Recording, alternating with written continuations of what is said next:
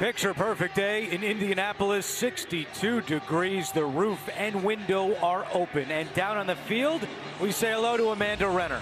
Thanks, Andrew. Since week 4, nobody in the NFL has had more turnovers than Trevor Lawrence. And the quarterback for the Jaguars today is going to try to wipe that stat clear from his mind with the help of one mantra: don't make bad plays worse. Lawrence told us in meetings he's been saying those 5 words a lot to himself this week, and it really comes down to playing smarter situational football by keeping things simple. Lawrence told us he's focusing on the power of completions, not trying to force things downfield, and also he admits that's something he's still working on, but he's hoping that mantra will lead to one letter, a W today.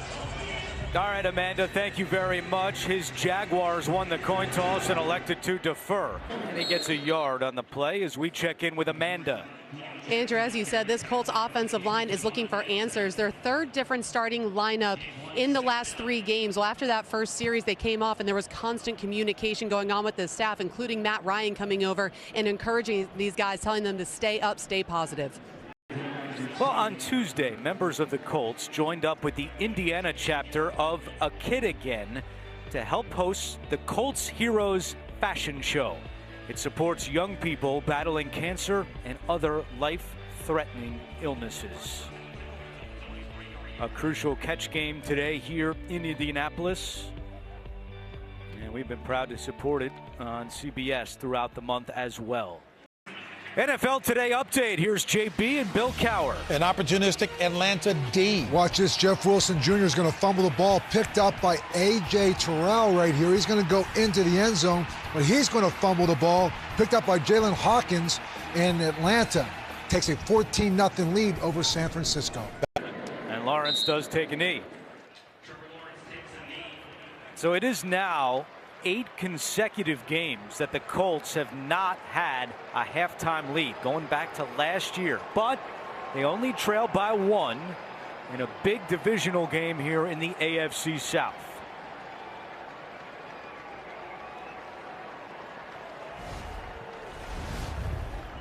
You've got a few issues in the pass game for Jacksonville to figure out. Yeah, they had some big explosive runs, but that continuity of being able to throw the ball when they want to throw the ball, when they have to throw the ball, still in question.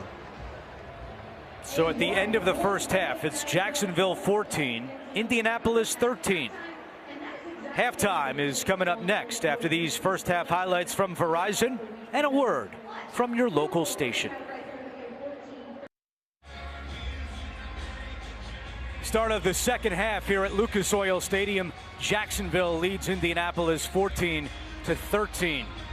And hi again, everyone, in the broadcast booth with the Hall of Famer James Lofton. I'm Andrew Catalan. We'll hear from Amanda Renner coming up.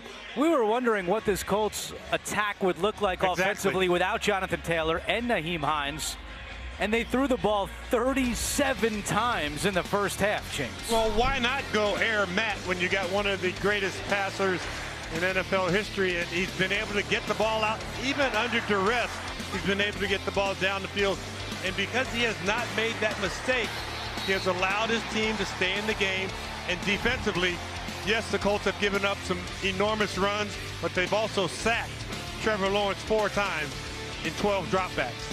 A first half career high 37 attempts for Matt Ryan. Trevor Lawrence only threw 8 passes. He was 7 of 8 for 45 yards, and Lawrence and the Jags get the football to begin the second half. It's a touchback, and we check in with Amanda Renner. Thanks, Andrew. I spoke to Doug Peterson and asked him about all of that pressure on Trevor Lawrence resulting in those 4 sacks, and he said, listen, credit to the Colts. They've done a great job, but obviously we have to do better there. He said we also have to get back to the run. Defensively, he said we have to adjust to that no huddle that the Colts have been running. Also, Agnew, we told you about that knee brace in the first half. He is questionable to return.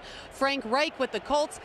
I'll give you an update on that right after this play. All right. I got to say. I do, and Frank Reich is not going to be happy. I did ask him about containing this Jaguars run offense, and he said, I think we got it figured out at the end of the first half. I'm sure Gus Bradley will talk to his team, but he seemed pretty convinced that they had it figured out. Does not seem to be the case right now, Andrew.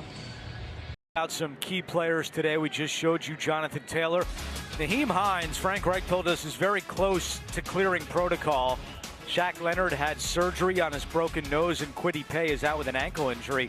Now, when we met with Frank Reich on Friday, he seemed somewhat optimistic that Jonathan Taylor would play in this ball game. He was listed as questionable on Friday with the ankle. Frank Reich thought he was close and felt pretty good about it. And then yesterday, the Colts downgraded Taylor to out. And James, on that completion, Matt Ryan passes Dan Marino for 7th all-time in NFL history for most passing yards in a career. When we told Ryan about that on Friday, he was unaware of the stat. Took him a while to respond to our question about what it meant to him. And he said, growing up in Pennsylvania, idolizing Marino, getting the chance to meet him, and now to hear my name in the same sentence with him is something that I'm very proud of. So move over Dan Marino. Matt Ryan has just passed him on the all-time passing yards list. Here's a look at the updated list, and next for Ryan is a former Colts quarterback in Phillip Rivers. And that's conceivable to get there this season. That Brett Favre number with 71,000 in front of it. Might take a couple more weeks.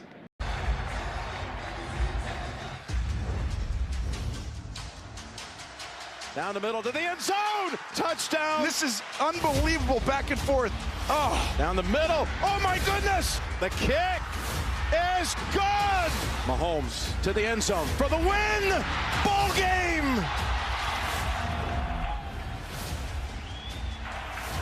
Good one coming up next. A rematch between the Bills and Chiefs next on CBS. Way to the 45-yard line. We're going to dance back to New York. JB and Bill Cowher. Giants within 3. Yeah, Daniel Jones rolling out to his left finds Daniel Bellinger from 8 yards out. They cut now the lead of the Baltimore Ravens. They still lead 20-17 over the Giants. 6:01 left in regulation. Back to Andrew Catalan. The NFL on CBS is sponsored by AT&T 5G. Fast, reliable, secure. And by Voya. Well planned, well invested, well protected.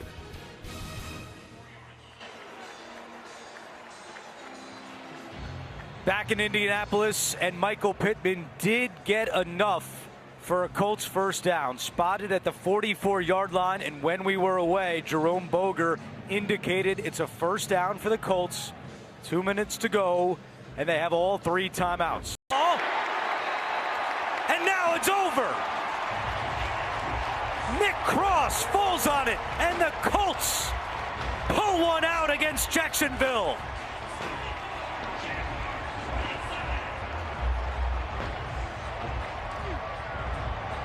Matt Ryan throws for 389 yards and 3 touchdowns, and good friends and former coaches together in Philadelphia, Doug Peterson and Frank Reich, with a handshake at midfield as we take a last look at the final play of the game.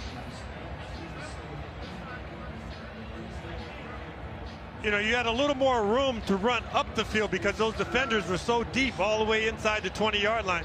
They could have waited until they got to midfield before they started passing it around. You like that better than a pure Hail Mary down the field? I do like the fact with ETN being a guy who was the point guy early on, because throwing it down the field, he would have had to put that ball 70 yards in the air. 34-27 the final. Don't forget, Bills-Chiefs coming up next on CBS. For James Lofton, Amanda Renner, Gene Steratore, this is Andrew Catalan saying so long from Indy. We'll get you to our New York studios in the NFL Today update delivered by Little Caesars right after this.